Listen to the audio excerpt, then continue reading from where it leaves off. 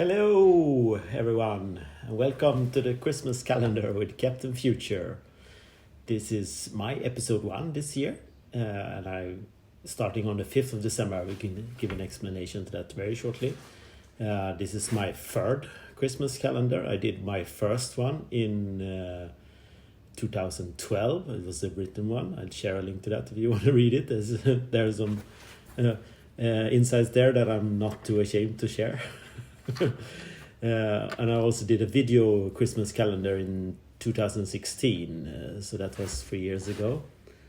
So this will be my third Christmas calendar, and I will do maybe 24 episodes. I will end somewhere after Christmas, because I will want to share my Christmas thoughts and feelings with you as well during this video. But this first one is going to be what I have been doing about living outside the box. Hello, Amy. Hello, Bertola.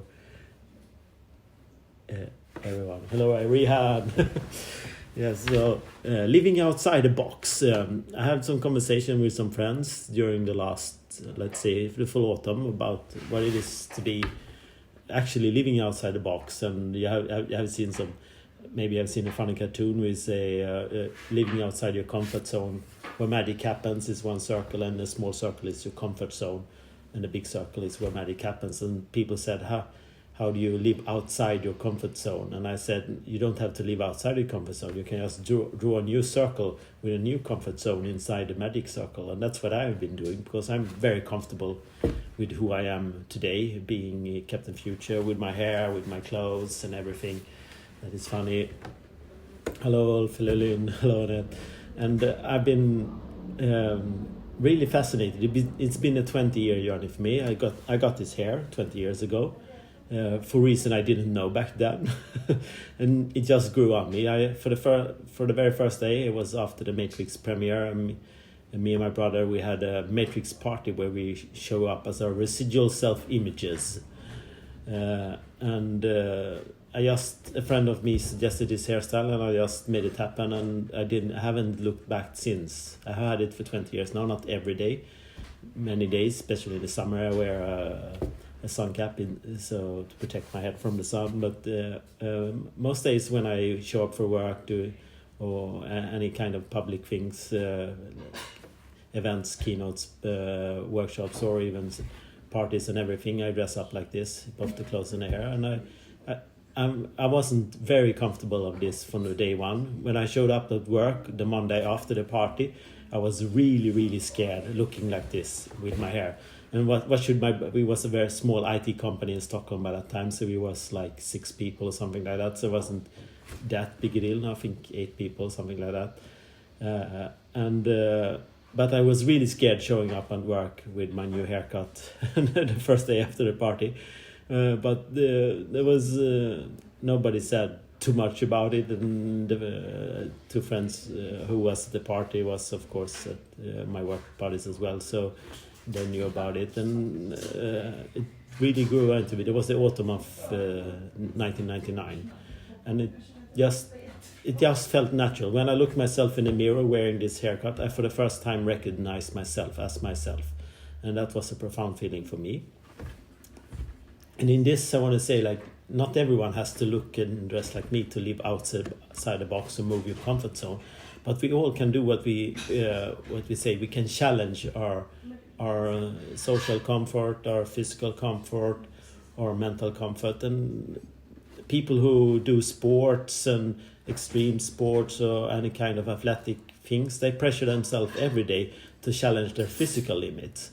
But very few of us challenge ourselves in the social or mental or cognitive limits of our body, that actually pressure ourselves to perform outside of a social comfort zone, or our mental comfort zone, or our cognitive zone. And that is something we have to do a lot more of. That is actually drawing a new circle where you're comfortable, or pushing yourself. It's the limit, it's the boundary, the edge. You can never be outside yourself, but you have to go to the edge of yourself to pressure yourself, and that's where you get into flow states and stuff like that. I will cover flow states in a later episode of this. But to actually be well aware of how how do I go into a mode where I challenge my beliefs, my things, my body.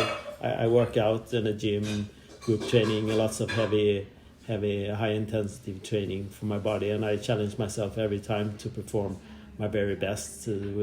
When I want to give up halfway through, there's a good group training and then success. Yeah, carry on, and there's no literal choice there. Of course, you can walk out, but I don't do that. I push on and I challenge myself physically. So why can't we have like, I know Carla, or if you don't know, maybe I saw you here, but you have your brain gym, how we train our brain every day and stuff like that. So we have to find a new story about what it is to move close to your edge. You can actually move your edge of your comfort zone or your the box zone, so live outside the box. And we have to do that because the challenges we're up against in society, they're gonna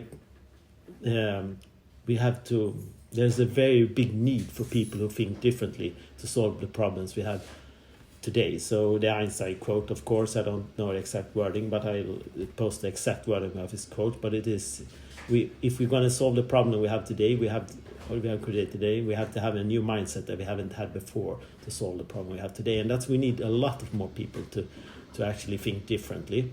And I see a lot of inspirational quotes. I know Jack Sim shared a quote last week about 10 things that we should do but nobody does because we are frowned upon. And like me, I get not everyone like you, my fans are listening to this, love or understand what I do. My parents never understood me. My ex never understood me. My own brother don't understand me, or anyone in my family, extended family. But we have to have people who do this. And in a business setting, we also have to have innovators and crazy people like me. But nobody actually want to employ or reward them, because me and Batola and other edge people, Carl McFall, we have a very hard time finding actual employment for the things that everyone says we need, but nobody actually employs us doing is. If you know, I run my own company to support myself, and I'm still not actually supporting myself full time. I need more work to doing this, but I don't know how we're going to solve this problem. There's a big need in society. We can see that we need it, but nobody actually want to pay for it and be the one who actually does this. Pay the people who live outside the box and challenge norms and challenge ideas and challenge worldviews and challenge cultures everywhere. The disruptors. There's during the last 20 years, there's something like called a startup scene that's blossomed all over the world, and that's one way to celebrate the people who disrupt and everything. But that's very related to tech projects and tech apps and stuff like that still.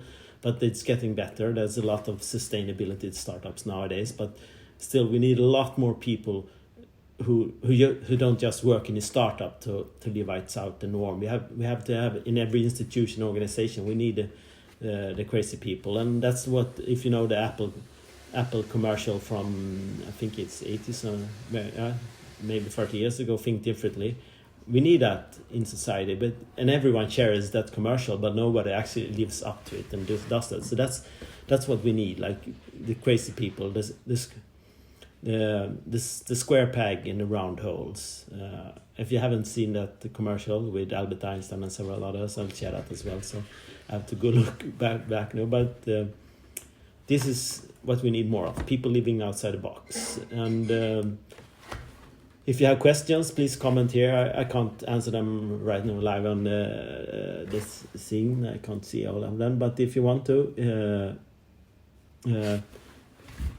make comments, I will reply to everyone making comments here, or make your own Christmas calendar talking to things that you care about, like I do, and I'll watch them if you send a link to me, and we have a conversation online around these topics. And I say Amy is live here. I will give a lecture on Monday in Amy's classroom, where I'll talk about my personal journey and stuff I need to find out. And I just came home from Pakistan, where I recorded 3 full Udemy courses on video where I talk about how to discover yourself. The first one is live now. It's free on Udemy. I'll share a link to that as well if you want to take that one.